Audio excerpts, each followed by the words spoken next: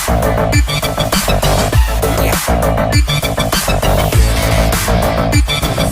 Dear student, कैसे आप सभी लोग। मैं डीआरएक्स देवेशपाल और आज की क्लास में आपका बहुत बहुत स्वागत है।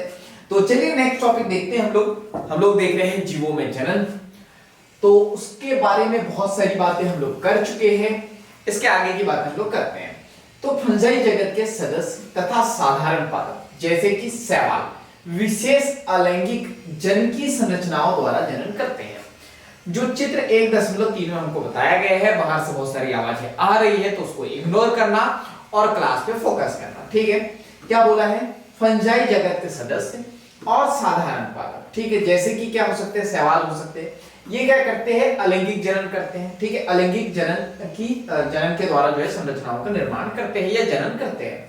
जो चित्र 1.3 में बताया गया, जो अभी हम लोग देखेंगे, इन संरचनाओं में अत्यंत ही सामान्य संरचनाएं अलैंगिक चल बीजाणु जिसे कहते हैं जू स्पोर्स। वेरी इंपॉर्टेंट, नीट में कई बार क्वेश्चन आए हुए हैं। ठीक है, जू स्पोर्स का मतलब क्या? ऐसे बीजाणु जो चल सकते हैं। ठीक है, जो सामान्यतः सूक्ष्मदर्शी चलनशील संरचनाएं होती हैं।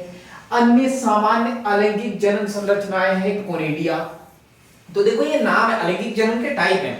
हम लोगों ने 2 टाइप पढ़ लिए थे, ये याद रखो। ये तीसरा टाइप, ठीक है, ये तीसरा टाइप कौन सा है? जू स्पोर्स। चौथा टाइप कौन सा है? कोनिडिया। अब क्वेश्चन कैसे आएंगे? तो क्वेश्चन आएंगे जू स्पोर्स के एग्जांपल क्या है, कोनिडिया के एग्जांपल क्या है। क्लियर है? तो कोनिडिया का एग्जांपल क्या है? पेनिसिलियम। अब यहाँ पे जू स्पोर्स का एग्जांपल दिया है क्या?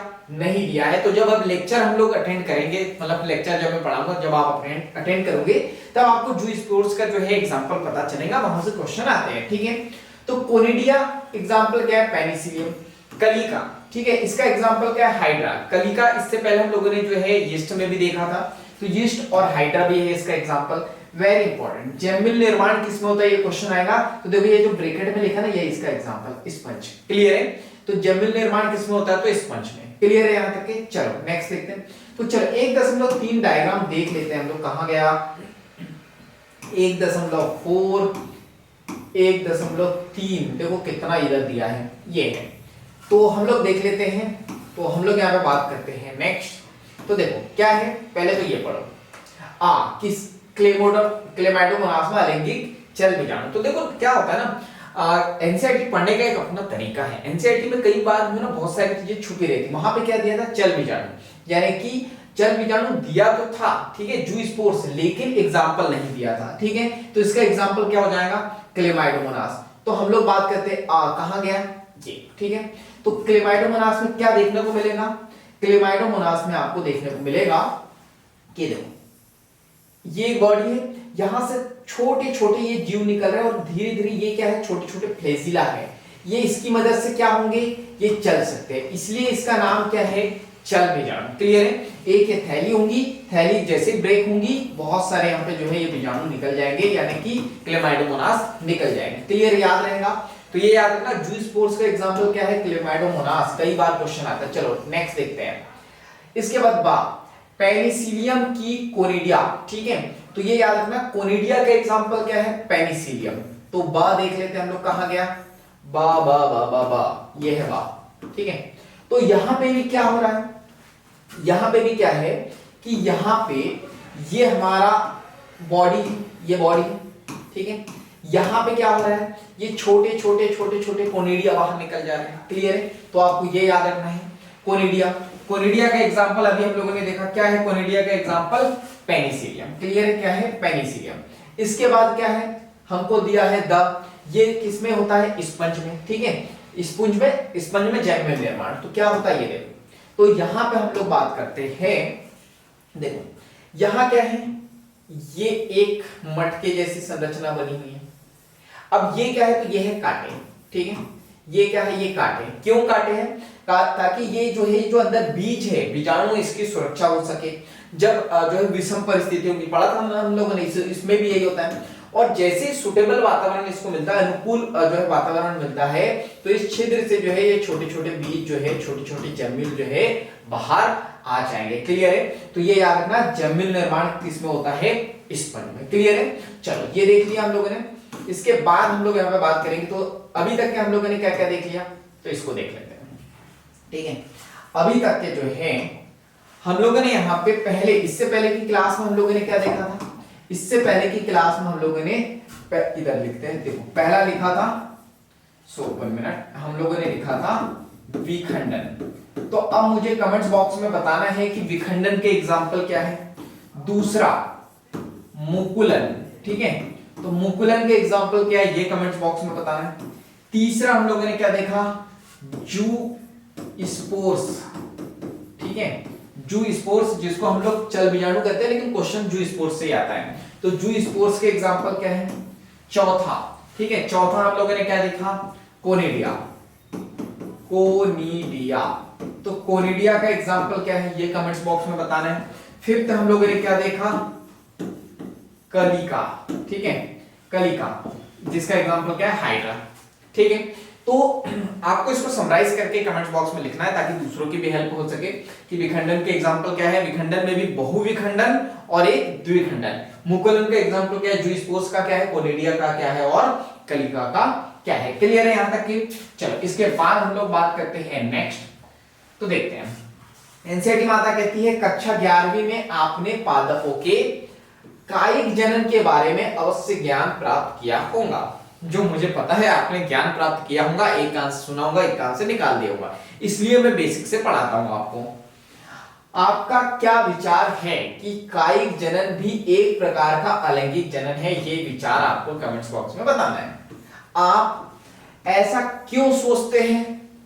क्या क्लोन शब्द कायिक जनन से उत्पन्न संतति के लिए उपयोज्य है या नहीं, ये कमेंट्स बॉक्स में बताना। तो एनसीईआरटी माता टाइम टाइम पे जो है आपको होमवर्क देते रहती है, तो वो कमेंट्स बॉक्स में आपको बताना है।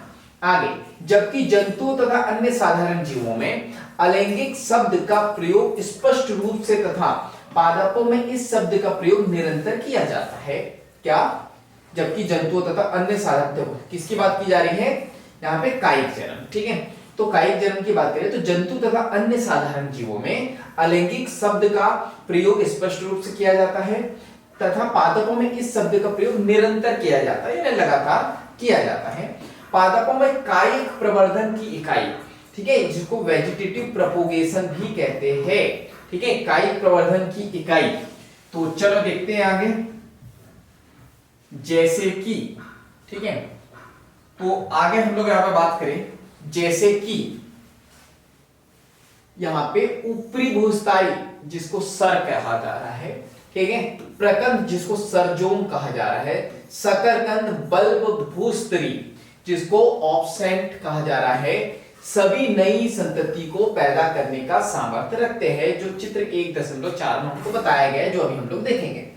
ये संरचनाएं कायिक प्रवर्धन यानी कि वेजिटेटिव प्रोपोगेशन या प्रोपेग्यूल लिखा है यहाँ पे, तो वेजिटेटिव प्रोपोगेशन कहलाती है। चूंकि इस संरचनाओं के निर्माण में दो जनक भाग नहीं लेते हैं, ठीक है, दो जनक भाग नहीं लेते, अतः यह अलैंगिक जनन ही है। तो ये इसका आंसर आपको मिल गया इसी वीडियो में कि जो वेजिटेटिव प्रोपोगेशन है, कायिक प्रवर्धन है, वो भी अलैंगिक जनन का ही पार्ट है। कुछ जीवों में यदि शरीर अनेक टुकड़ों में विभक्त हो जाता है तो प्रत्येक भाग या टुकड़ा वृद्धि करके नए जीव में विकसित हो जाता है, जो संतति उत्पत्ति में सक्षम होते हैं। उदाहरण हाइड्रा। हाइड्रा जितने बार टूट जाएगा फिर से जो है पुनर्निर्मित हो जाएगा।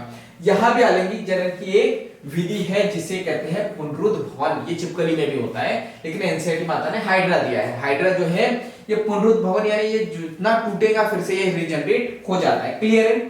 तो यहां पे हम लोग बात करते हैं, कुछ हमको ये बताया गया ऊपरी भूस्थाई वगैरह, अब ये बहुत इंपॉर्टेंट है, लेकिन एनसीईआरटी माता ने थोड़ा सा बताया और खत्म कर दिया। जब हम लेक्चर लेंगे तो इसको डिटेल में देखेंगे। चलिए तो डायग्राम हम लोग देख लेते हैं 1.4। सो ये आ गया 1.4, तो पहले इसको पढ़ते हैं और पढ़ने के साथ साथ जो है देखते हैं। तो हम लोग यहाँ पे बात करते हैं पुष्पी पादपों में कायिक प्रवर्धन। ये देख रहे हैं आ क्या है? आलू की आंख, ठीक है, तो देख लेते हैं कहाँ है आ, कहाँ है, तो ये रही हमारी आलू की आंख, ठीक है। तो थ्योरी में नहीं, यहां दिया है तो ये आपको याद रखना है, ये आ, ये दिया है आलू बेटा, आगे तुम बताना। तो ये आलू की आंखें हैं, यहाँ पे अंकुरणशील आंख कलिका, तो ये याद रखना है। जो आलू की आंख है वो किससे बनती है? कलिका से। घर में आपने कई बार आलू देखे होंगे तो नमी पड़ने की वजह से यहाँ से जो है ना ऐसा हरा हरा निकल जाता है, अंकुरित हो जाते हैं, तो उसको कहते हैं कलिका या फिर कहते हैं आलू की आंख। ठीक है, चलिए नेक्स्ट देखते हैं हम लोग। तो यहाँ पे सेकंड क्या है, तो सेकंड की बात करते हैं तो ये है अदरक का प्रकंद। ठीक है, तो आपको क्वेश्चन आएगा प्रकंद का एग्जांपल क्या है, अदरक। आलू का एग्जांपल आलू की आंख। ठीक है, ट्यूबर वैसे कहते हैं इसको, वो लेक्चर में बताऊंगा मैं आपको। तो अदरक का प्रकंद देखना है आपको। तो अदरक का प्रकंद किसमें है, बा में। तो बा कहां गया, बा ये है। ठीक है, तो यहां पे हम लोग बात करते हैं, यहां पे क्या होगा, तो देखो ये है अदरक जो हर तरफ से जो है फैलती रहती है, और तुम लोग भी अगर एक्सरसाइज नहीं करोगे तो हर तरफ से जो फैलते रहोगे। तो यहाँ पे जो है देखो ये मोस्ट इंपॉर्टेंट, यहाँ पे ये समझो। अच्छा, ये पर्व संधि के बारे में दिया है। ठीक है, तो हम लोग बात करते हैं ये जो अदरक के बीच में ये रहती है ना, अदरक के बीच में ये इस टाइप से ये धारियां धारियां रहती है। तो इन धारियों को क्या कहते हैं, इसको कहते हैं पर्व संधि, यानी इसको कहते हैं नोड। क्लियर है, ये याद रखना। इसके बाद हम लोग यहाँ पे बात करते हैं, सॉरी इसको नोड या इंटरनोड, तो ये याद रखो, इसको हम लोग कहते हैं नोड। हाँ ठीक है, तो इसको कहते हैं नोड। एक बार जो है हम लोग लेक्चर में देख लेंगे हिंदी इंग्लिश, तो अभी तो आप ये समझो कि ये पर्व संधि है। इसके बाद हम लोग बात करते हैं यहां से जो है ना कुछ जड़ें निकलती है, इसको कहते हैं अपस्थानिक मूल या अपस्थानिक जड़ें, और यहाँ पे ये धीरे धीरे जो है कलिका निकलती है। तो ये याद रखना, अदरक में जो है अपस्थानिक जड़ें निकलती है, यहां से क्वेश्चन आता है। क्लियर, चलो नेक्स्ट देखते हैं। तो नेक्स्ट क्या होगा, बा हो गया हमारा सा। सा क्या है, अगेव का बुलबुल। ठीक है, तो अगेव एक टाइप है और बुलबुल जो है वो उसका एग्जाम्पल है। तो ये देख लेते हैं हम लोग, नाच मेरी बुलबुल वाली कहानी है। तो सा, सा कहां गया हमारा, सा सा सा सा सा, तो ये आ गया हमारा सा। तो देखो यहां पे क्या है, ये अगेव है और यहां से जो है ये ऐसी पत्ती निकलती है, और ये पत्ती किसकी होती है, बुलबुल। बुलबुल याद रखना आप तो आपको याद रहेगा बुलबुल की पत्ती। ठीक है, नेक्स्ट देखते हैं। नेक्स्ट की बात करें तो बुलबुल के बाद क्या है, तो ये याद रखना है, क्वेश्चन आता है यहां से, ये है ब्रायोफिल्लम। ठीक है, तो ब्रायोफिल्लम की पर्णकलिका। ठीक है, कौन सा है, डा। तो ब्रायोफिल्लम की पर्णकलिका हम लोग देख लेते हैं। तो ये है ब्रायोफिल्लम, ये इस टाइप से ये जो है पत्ती है। ठीक है, तो याद रखना ये ब्रायोफिल्लम की पत्ती होती है, और यहां से क्या होता है, नई पत्ती बनती चली जाती है। क्लियर है, ये नई पत्ती, और यहाँ पे भी अपस्थानिक कलिका होती है ये, और ये अपस्थानिक कलिका से क्या होता है, नई नई पत्ती बनते रहती है। तो ये याद रखना है। एग्जाम्पल क्या याद रखोगे आप, ब्रायो, कदवा फुट आएगा मेरा, ब्रायोफिल्लम। ठीक है, ब्रायोफिल्लम में जो है पर्णकलिकाएं बनती है। तो आपको क्वेश्चन आएगा पर्णकलिकाएं के एग्जांपल क्या है, तो ब्रायोफिल्लम। जल हाइसिंथ की भूस्त्रिका। ठीक है, तो ये क्या है, ये भूस्त्रिका है। एग्जांपल क्या है, वाटर हाइसिंथ। ठीक है, जल हाइसिंथ या वाटर हाइसिंथ। तो चलो इसको देखते हैं। तो यहां पे क्या होता है, देखो ये क्या, भूस्त्री। भूस्त्री का मतलब क्या है, भूमि से ये जुड़ा होता है, इस तरह से पूरा फैलते जाता है, और यहाँ पे ये वाटर हाइसिंथ एक प्लांट है जो यहाँ पे ये लगते रहता है। क्लियर है, और ये धीरे धीरे धीरे धीरे पूरे पानी में फैल जाता है। क्लियर है, बड़ी इंटरेस्टिंग कहानी है वाटर हाइसिंथ के बारे में, और बहुत सारे क्वेश्चन यहाँ से आते हैं। क्लियर है, तो हम लोग ये देख चुके हैं। तो इसके बाद हम लोग बात करेंगे नेक्स्ट क्लास में। तो जल्दी से चैनल को सब्सक्राइब कर दो, बेल आइकन को दबा दो, ताकि ऐसे वैल्यूएबल वीडियो के नोटिफिकेशन सबसे पहले आपको मिलते रहे। और इस वीडियो को ज्यादा से ज्यादा शेयर कर दो, क्योंकि जब हम दूसरों की हेल्प करते हैं तो ये नेचर हमारी हेल्प करता है। बाकी हम लोग मिलेंगे नेक्स्ट क्लास में इस तरह हंसते हुए, मुस्कुराते हुए, लाइफ में आगे बढ़ते हुए, कुछ नया नया सीखते हुए। जब तक के लिए thank you so much, bye bye and go for success.